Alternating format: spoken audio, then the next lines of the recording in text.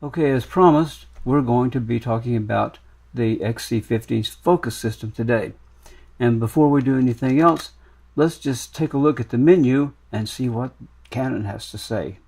Here you'll find that in the second menu there from the top category, and you'll see your focus ring response, focus ring direction, but down here autofocus speed.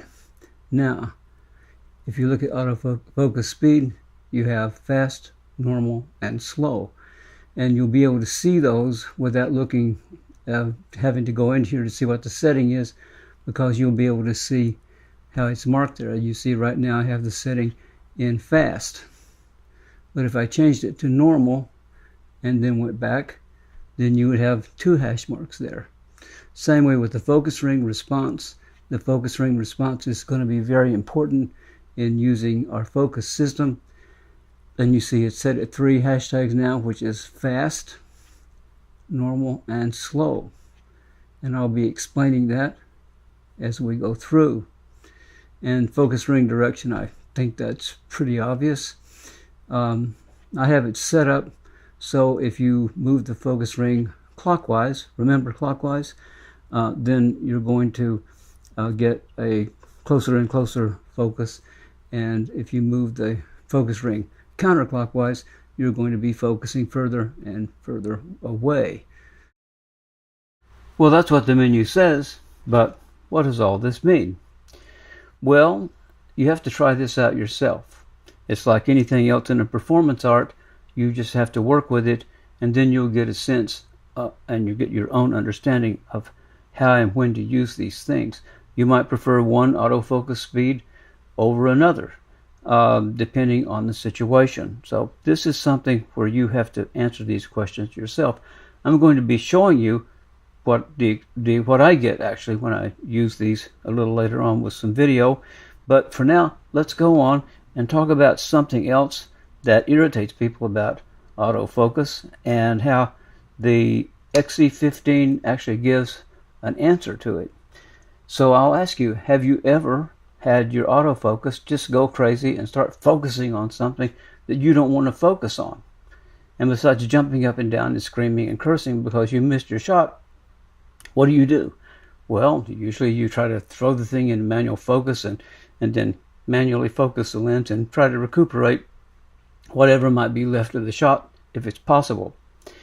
Well, the XC15, at least in my experience, is kind of a revolutionary camera, because the focus by wire manual focus is operative when you're shooting in autofocus.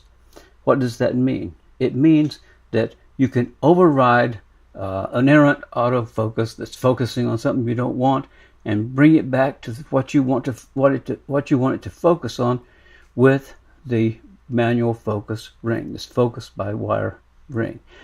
That's really pretty cool. So if the camera is focusing on something in the distance, like a lake background and grass and all that, and you want it to focus on this nice rose that's closer up, all you have to do is take your focus by wire manual focus ring and push it toward closer up focus, and the camera will actually say, oh, okay, you want to focus on something closer?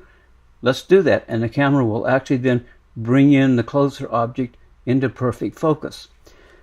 The only thing that you have to have when you do that, as far as the camera goes, is you have to have the object that you want to focus on centered in the screen. That's all, because this doesn't have a movable focus area.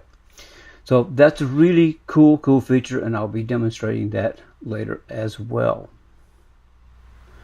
Besides the different autofocus speeds and how you can control them by overriding them with the manual focus ring, you also have what I think is excellent auto face focus. My XC15 locks right in on the face and follows it really impeccably. I've done a lot of talking head videos with this camera. I've never seen it hunt or look around saying, oh, what should I be focusing on that? No, it locks right in on the face and it stays locked. If you just sit there, it doesn't matter. You sit there for an hour, it locks right in, it'll never hunt. And that's really great. It also locks in when someone's moving or walking or running. I have a few clips of my youngest daughter walking right toward me, and you can see how the auto face focus works there, and also running in and I took that in slow motion, and the good news is that the autofocus works really well in slow motion, and I can't say the same thing for my GH5, unfortunately. Filmmaker Andrew Reed, in his review of the XC10, said that he believed that the camera was meant to be used in autofocus. Well, if that's true, then what's the manual focus about?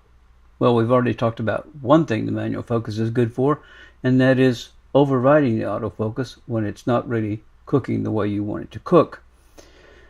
But what about the manual focus in itself? Well, ironically, I think the manual focus in itself is there to provide stability in a shot. Now, you know, if you're in autofocus, the autofocus is, if you move the camera, the autofocus is going to be hunting. But if you're in manual focus, once you get your object focused on, it's going to stay at that focusing no matter what, no matter where you move the camera. And that's a really cool feature to have. And that's what the manual focus provides for you here. But you notice I said that you can shoot in manual focus and autofocus sort of at the same time with this camera. And that's another great use of this camera, is to being able to go from stability to continuous focus to stability to continuous focus. Well, how do you do that? You do that with your push autofocus.